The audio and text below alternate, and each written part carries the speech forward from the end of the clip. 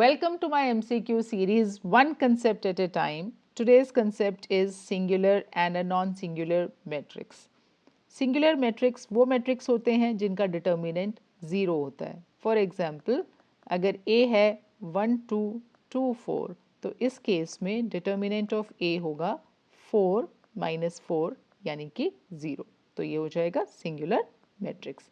Non-singular के लिए let us consider B 1 2 3 4.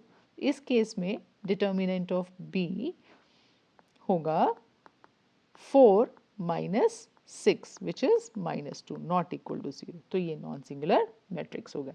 आइए देखते हैं इस टॉपिक पे बेस्ड कैसे क्वेश्चंस आपसे पूछे जाते हैं.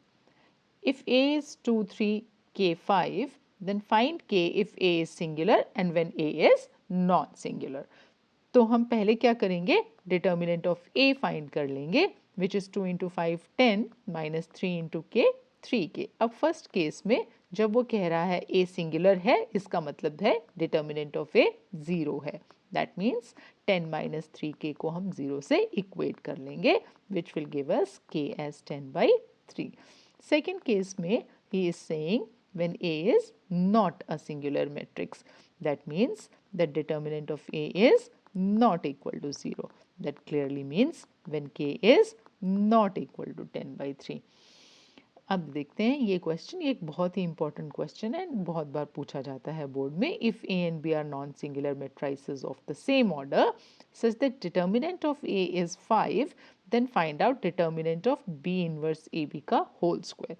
पहले हम कंसीडर कर लेंगे B inverse AB का determinant which will be equal to B inverse का determinant into A का determinant into B का determinant. यहाँ पे बच्चों हमने यूज़ की है ये प्रॉपर्टी जो कहती है determinant of AB is equal to determinant of A into determinant of B.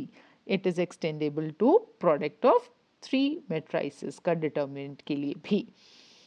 तो ये अब इसके आगे हमें डिटर्मिनेंट ऑफ बी इनवर्स जो है बच्चों वो देगा 1 upon determinant of B into we have determinant of A into B का डिटर्मिनेंट. अब ये डिटर्मिनेंट ऑफ बी और डिटर्मिनेंट ऑफ बी बच्चों हो जाएंगे कैंसिल और जब ये कैंसिल हो जाएंगे तो हमारे पास केवल बचेगा डिटर्मिनेंट ऑफ ए.